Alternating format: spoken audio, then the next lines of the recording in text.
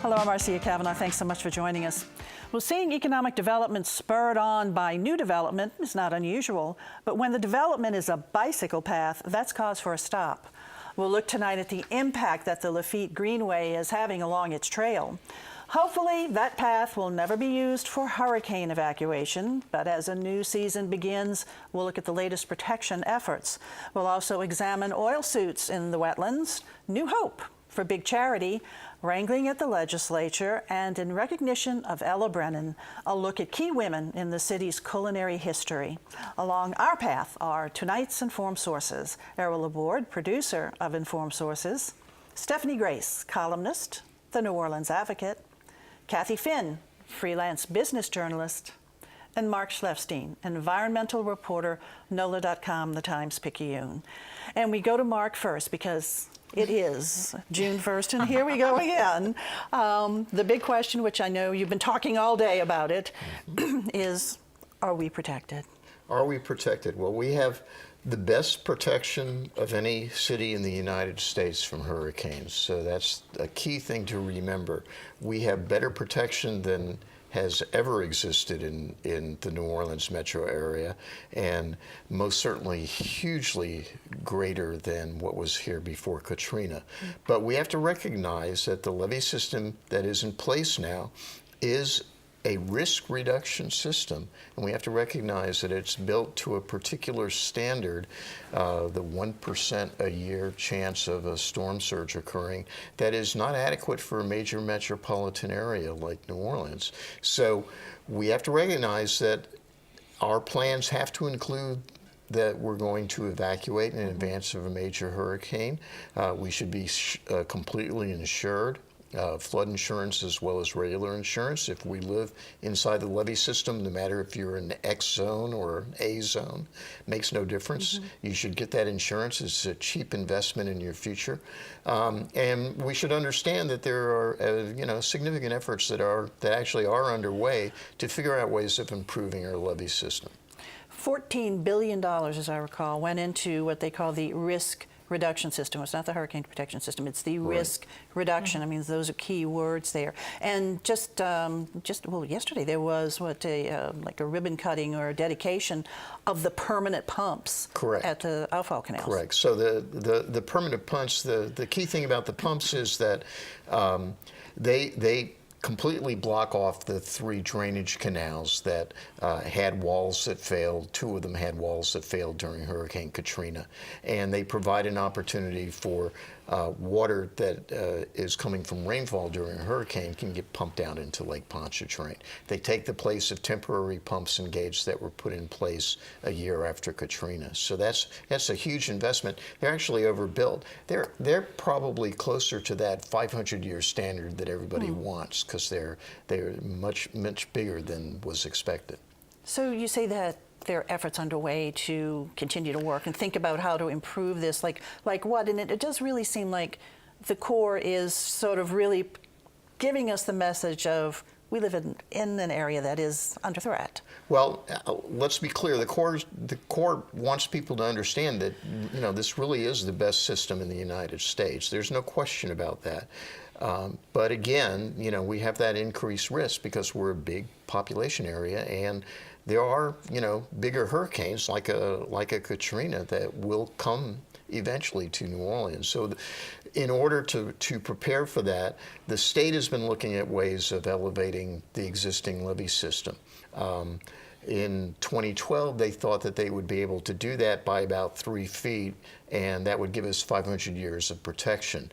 Now it's 2018. The 2017 version of the Coastal Master Plan recognizes that sea level rise is a significant problem and has already outpaced that level of protection. So the state is going to have to look at other ways, whether it's rebuilding wetlands outside the levee system in various different areas to try to reduce that risk, or figuring out other ways of elevating the system that are safe for those structures. And it's got some time. It really wasn't planning on doing that for about 30 years.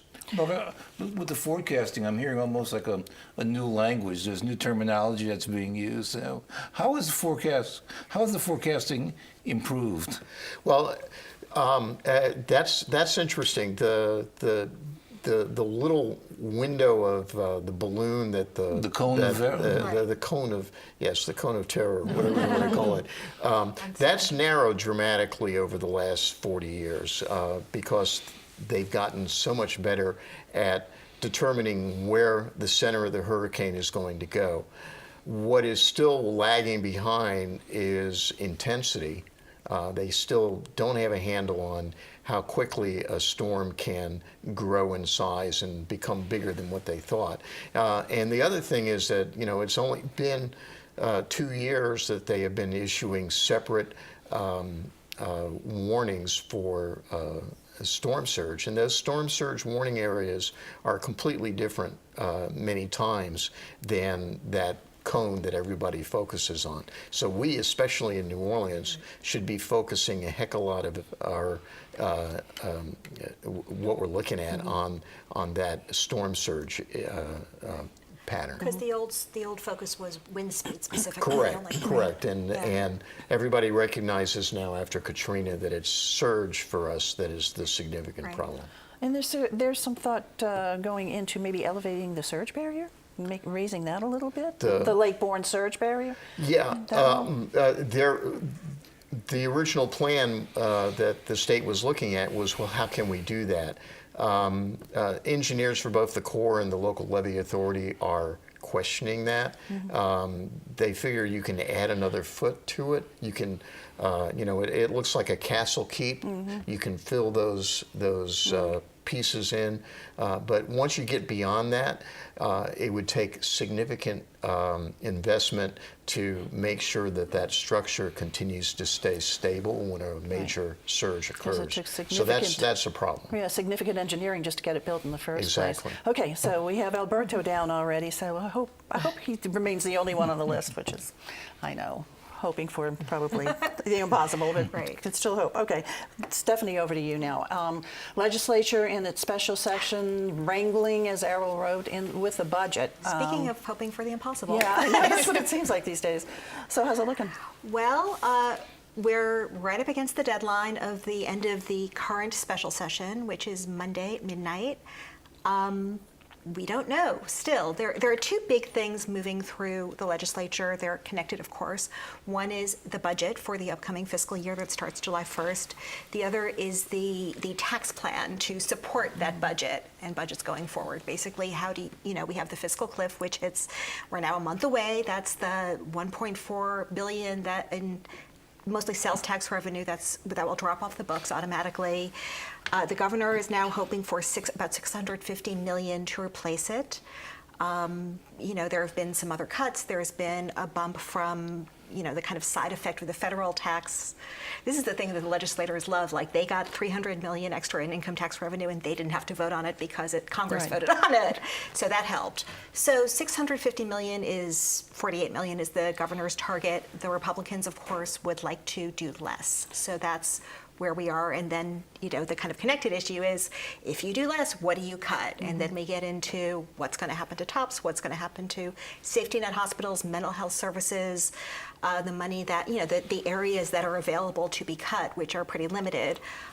Sheriffs, money from the state for sheriffs to house state prisoners, things like that. DAs, stuff like that. DAs, so the House sent a bill over. It was Lance Harris's bill to keep a third of that sales tax, which the governor says is not enough. So the Senate's going to be tinkering with this, and they've got to send something back over to the House. Yes. Right? Now, what happened next is that the Senate Revenue and Fiscal Affairs Committee bumped it up. That was $350 million, bumped it up to $600 billion by basically cutting a lot of sales tax breaks for businesses. Business lobbies up in arms. Republicans up in arms. Cable has criticized it, saying, this would make us less competitive. So that's what came out of committee. The big thing is what the full Senate will do, and they're supposed to decide on Sunday, which is the same day they'll hear the tax bill and the budget bill. So again, there is a budget bill that is also moving through, which at this point, in its current incarnation, it does protect the safety net hospitals. It would have a little bit of a cut in tops. It would pretty severely impact things like mental health, substance abuse, things like that. But of course, all of that is to be negotiated. Stephanie, there's been almost like 2 years worth of special sessions. Yep.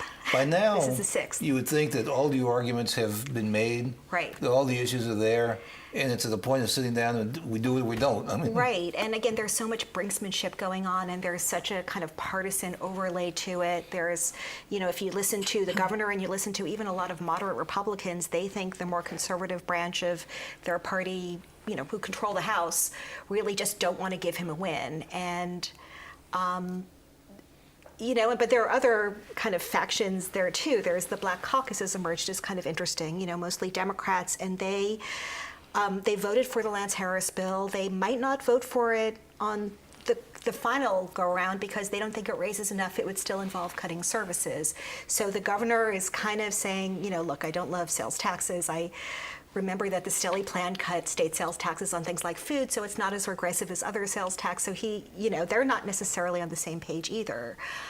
So you have these factions within the Republican Party, you have the factions in the Democratic Party. The question is, can you get 70 votes in the center in the House? And the House is really the question. And they have until Monday at midnight. Midnight. They have. Now there has been some talk of yet another special session, and I think this one would not go over very well with the public. The current special session is not costing additional money because they ended the regular session early, and they timed the special to end at the when the regular was supposed to end. If you go into another, then you get into the extra costs of $50,000 a day or so, and that's, I think, money you could pretty well argue does not need to be spent in the middle of a fiscal and another crisis. 2 weeks, like Errol pointed out, they've been talking about this now for almost 2 years. And meanwhile, people's lives, people who rely on state services, people deciding to go to colleges, it's all up in the air. Okay, Steph, thanks a lot. Yeah. Go over to Kathy right now. Lafitte Greenway, and that was a bike path and people have enjoyed it, but it's really starting to spur a whole lot more development. Yeah, it's been quietly being, developed over the past several years, and you hear about it every once in a while, but you don't hear a lot about it. This is a greenway that's it's really built along an old railroad bed, unused now, and it begins at the upper edge of the French Quarter and runs straight along that railroad bed out toward Mid-City. What's interesting right now is what's happening in Mid-City, at the right around the Greenway, and that's some significant development. That we haven't seen anything like this in Mid-City in quite some time. But it's Edwards Companies, an Ohio-based developer of apartments, mainly for workforce use in cities that have that kind of need. Came to New Orleans, and they scouted for a few years for the appropriate site for them to build, and finally, they just fell in love with the Greenway. They love the concept of being able to, get on a bike path and go downtown if they want to, if residents want to do that, and have some amenities along the Greenway and so forth. So they bought a tract from Sidney Torres and a couple of people that he was in business with, and they are building 380 apartments right there along the Greenway, straddles North Cortez Street. There's one tract on one side and the other one on the other. And these are expected to start opening in early 2019. Most of these will be studio and one-bedroom apartments. They're targeting, of course, the medical center area and the workforce that needs housing in that area. But they also feel that because of the connectivity of public transportation, streetcar and whatnot, very close by, and the Greenway itself, that they will attract people from all around the downtown and warehouse district and other areas. Are these going to be high-end apartments? Because, we're These talking are- about affordable housing so much these days. They describe them as the higher end of middle market is the way they described it, which generally means, it's comfortable, it's not a luxury type of project. There are a number, about a dozen, a little more than a dozen apartments that will be designated as, at a discounted rate for lower income individuals. And that was kind of a concession to get some tax breaks on this property. And that's the kind of thing that I think they do in other cities around the country. In addition to that, though, just a block away, also very close to the Greenway, there are 20 townhouses being developed. These are higher end products. And this is something that, as I said, you haven't seen this in mid-city, this type of development. And so it's very interesting. And they're both of these developers say the Greenway was a big part of the draw. And they like that mid-city is so close to everything. You can really get to anywhere from mid-city. And so in terms of appealing to the workforce and then appealing to people who just want maybe a second home in these townhouses, or maybe want, others who want to live closer to downtown, but not necessarily in downtown.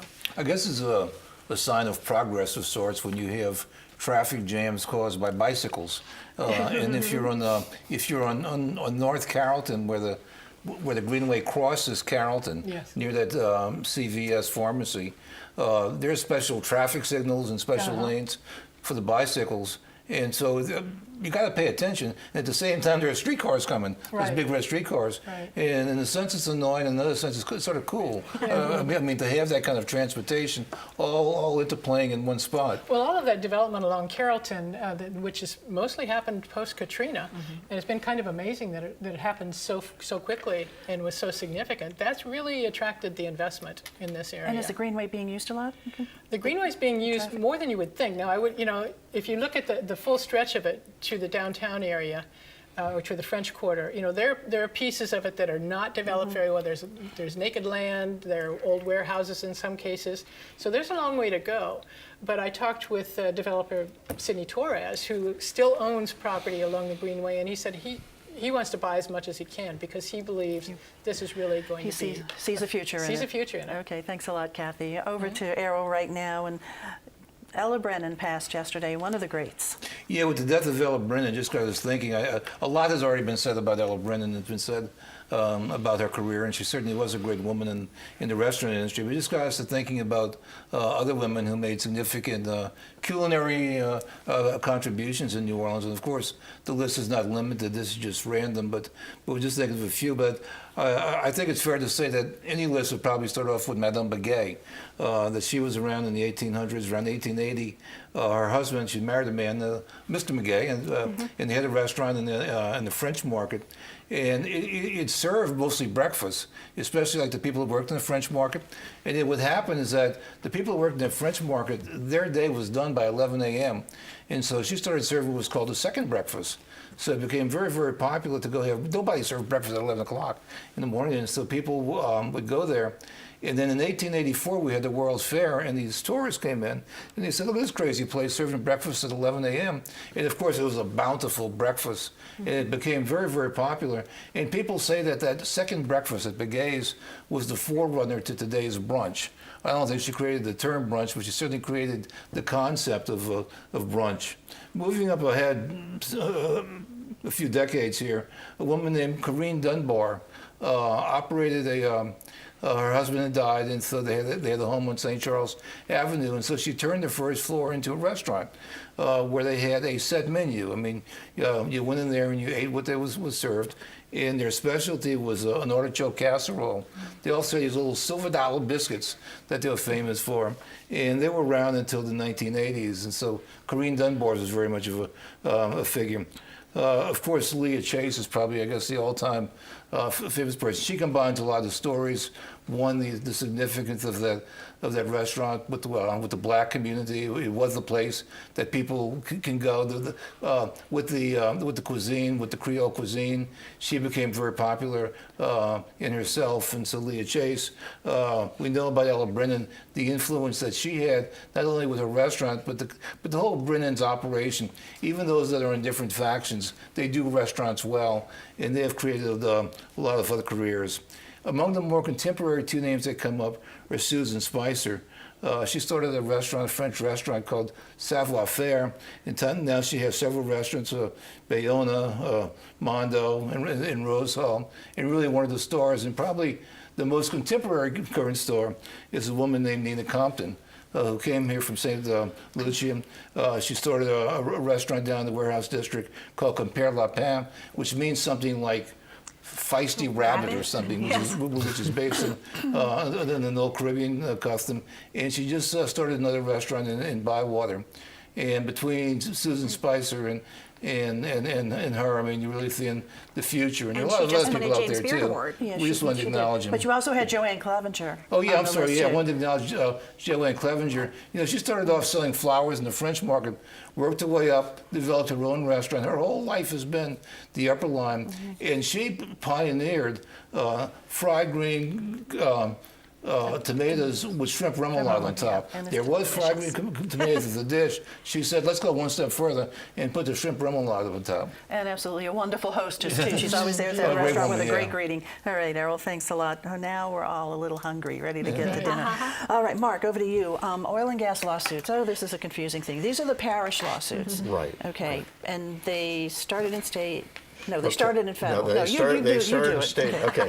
So you had 42 lawsuits that were filed by 6 different parishes on behalf of 6 different parishes. They were filed in state court, and they basically charged that the oil and gas companies did damage to wetlands, and in a variety of different ways. When the first batch was originally filed, and when each batch that came along afterwards were filed, the oil and gas companies immediately had them removed. That's the word, removed, to federal court. The federal court, when they had the lawsuits from 2 major parishes, from Jefferson and Plaquemines Parish, 28 separate lawsuits. All these judges waited for one judge to make a decision as to whether or not they belonged there or should be sent back to the state court. The judge said, no, these are all under state law. They should go back to the state court because they're claiming that what's at issue here is that these people violated state permits. Okay, so it goes back to the state courts. It's been moving slowly along in Plaquemines Parish, the first one of those. Plaquemines judge said he was going to start the case in court in January of 2019. They attempted to get the cases moved to North Louisiana. The judge said, no, can't do that. And so now they've seized on a report that was filed in advance as part of the evidence of the case that shows that some of the damages date back to the 30s and 40s, and are saying that, well, because a lot of this stuff was done at the time because the federal government insisted that oil wells be dug because of World War II, that it should be under federal law, and had them all returned again to federal court. And that's where we are now. So it's kind of like watching a tennis match. It's going back and forth. One way or another, it's going to delay Yeah. a final judgment on this. And what remains open is whether or not the governor and the attorney general will step in at this point and try to take more control of the case. But the suits are still alive. They're just Suits are residing all right still now in alive. federal court for the Right. moment. Exactly. Okay. All righty. All right, Mark. Thanks a lot. Steph, back over to you real quick. Let's take a look at what's going on with charity. Sure. Yes. Well, again, when you kind of look 13 years after Katrina, really other than the municipal auditorium, I think charity is the big question mark. What will happen to it? It's been sitting there empty all this time. The debate has, you remember first there was the debate over whether to reopen it as opposed to build the new hospital. The new hospital's up and running. Mitch Landrieu wanted to turn it into the municipal complex, combine it with civil district court. That fell apart. Bobby Jindal's administration then took over, and they kind of commissioned some, they basically asked for qualifications for bidders to redevelop it, got 3 bids. Got down to 3 finalists, and then he left office. John Bell Edwards came in and started that process again, because of course it's a state building. Just this week, they announced that they have done the same thing. Basically, they have 3 qualified bidders. They're the same bidders that were around interested 3 years ago. One is HRI, of course, Press Kavakov, who's been interested in this for quite a long time. A company called 1523 Tulane Partners, that's an Israeli firm along with a local firm, CCNO, and Matthews Southwest, which involves Daryl Berger, Joe Yeager, a couple of very well-known local developers. They're involved in the Convention Center Hotel now. And What it will be, we don't know. When it will be, we don't know. But it'll be some kind of multiple use thing. What It else- will be, yes, what else could absolutely. it be It's a other than- huge building, and so the potential uses are based on their previous ideas. Obviously, hotel, affordable housing, housing for the medical complex that's now nearby, biomedical, some combination of all of that. I mean, I think what's happened recently is that there's been so much development around it that, it seems like maybe this is the right time. I think the momentum is there for this to Right. happen now, and I think that there's so many people. They brought in the Urban Land Institute Right. late last year to do a study of the building and to make recommendations. And of course, that doesn't mean necessarily a lot, except Yeah. that I think there was a lot of momentum for doing that. It was real estate people who went to the Urban Land Institute and said, Right. "Would you come in and take a look?" And so they identified all the potential uses that had been identified Right, before. right. I think possible city hall is still in the mix. I think it's a mixed use, as you pointed out, for sure. But I think with all the development that has happened and is happening around that area, I think the momentum is there like it hasn't been before. So I have a feeling this might be it. might be it. And Yes. we've learned from Kathy in a previous show that one thing it can't be is a hospital. It can't be a hospital. Because of the federal Correct. restrictions. Correct. And also, we have a very big, well, two of them now, Veterans right and nearby, University yes. Medical Center. So timeline on this one. We don't know. No timeline at this point. Not at all. So essentially, these people, They are now going to put together proposals. They're now Okay. going to say, this is what we'd like to do with it. And it's actually now under the LSU Foundation. Which actually impacts public records a little bit, I'll say, because it's, but Right. we're waiting to hear the next Okay, step. well- But I mean, there's a lot, you hear from business, I agree, we hear from a lot of business people that there really is interest in this property now. Okay, and it seems viable. Viable, Okay, yes. thanks a lot. All right, looking ahead. Daryl. The Sazerac Company, which draws its name from our famous rye whiskey, it has 3 distilleries in Kentucky. It's looking into buying a 4th one in New Albany, Indiana. It's a facility that had been used by Pillsbury and has been closed, and so they're looking about going in there to expand their line even more, which is further proof that booze is making a comeback. All right, Daryl, Did it thanks. ever leave? Steph. Governor Edwards vetoed an interesting bill that basically would have banned inclusionary zoning. That is a city's ability to require developers to include affordable housing.